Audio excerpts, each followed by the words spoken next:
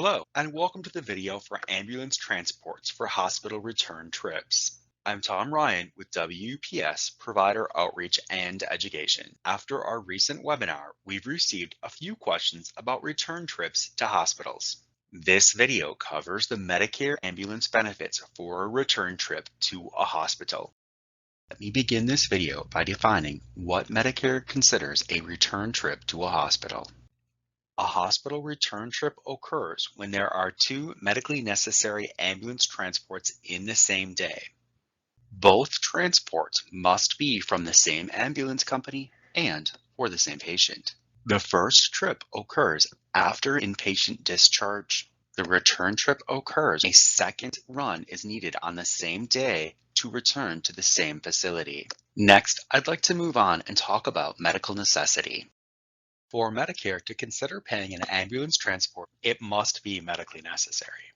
When looking for medical necessity, the emergency medical technician or EMT evaluation is what Medicare uses. The evaluation must show the medical need for the EMT's medical training or the medical need for the EMT to monitor the patient during transport. Next, let's explore some of the elements of the documentation that Medicare requires. Some documentation elements are contained within the EMT assessment. There are other elements that will be contained somewhere within the run report or medical record.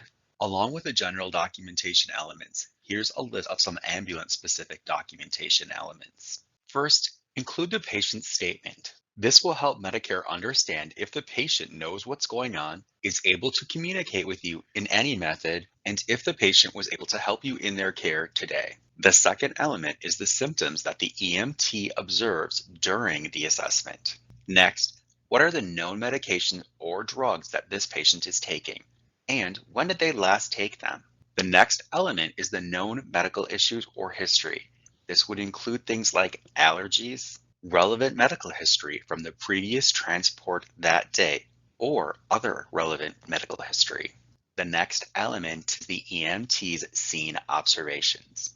The observations should include items like, was the floor safe? Is the house a safe environment for the patient? What from this environment could have caused this issue? And any other observations the EMT feels is relevant.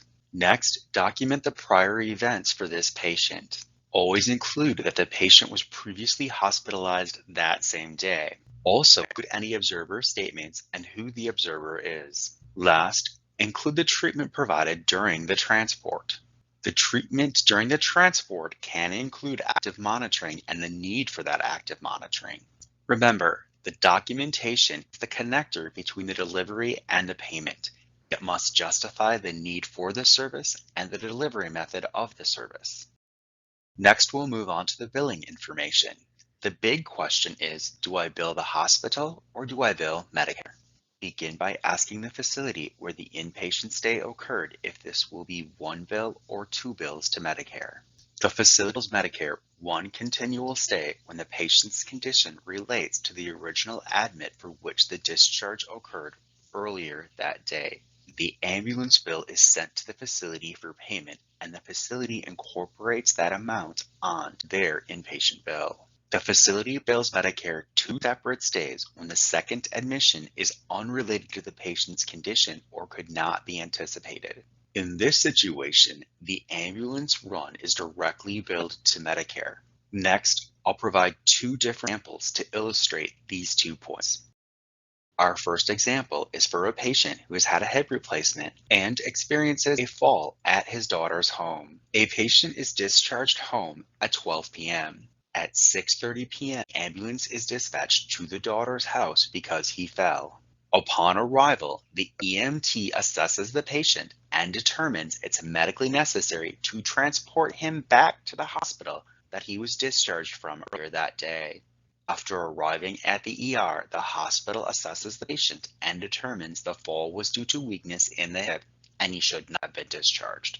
The hospital then admits him as an inpatient.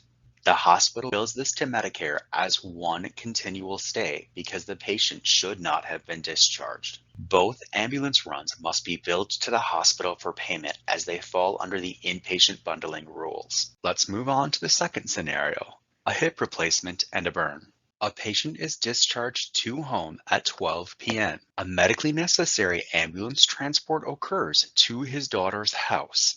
At 6:30 p.m., the ambulance is dispatched to the daughter's house because he burned himself. The EMT assesses the patient and determines it's medically necessary to transport him back to the hospital he was discharged from. The emergency room assesses the patient and determines the burn is not related to the hip replacement, but the patient should be admitted to the hospital. At 8:15 p.m., the inpatient admission occurs. The hospital bills Medicare as a new admission because this did not relate to the hip replacement. Instead, it was due to the burn. The ambulance company billed both the run after the discharge and the run before the readmission to Medicare directly. Next, let's talk about the actions you'll have to take if one or both runs deny.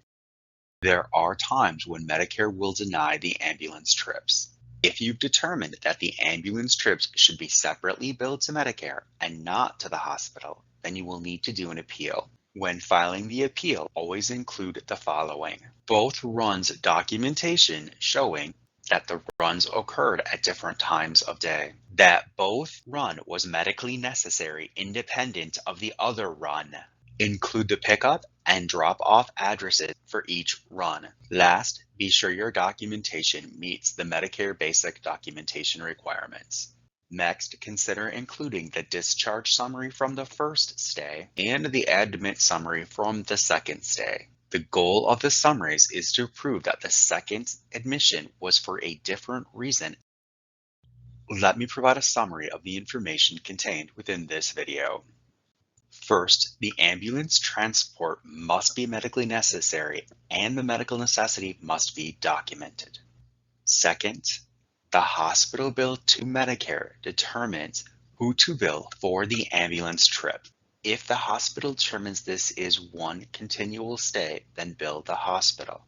If the hospital determines that the second stay is unrelated to the original stay, then it is billed as two different stays. When the ambulance run denies, you may have to file an appeal to prove that it was two separate stays and that this is not a duplicate charge.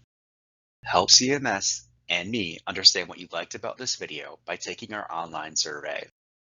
If you found the message in this video helpful, like and share it. Also consider subscribing to our YouTube channel so that you'll know when we post new content. I appreciate you taking the time to listen to this message on ambulance transport return trips to a hospital. That's all that I have for you today. Have a great day, everyone.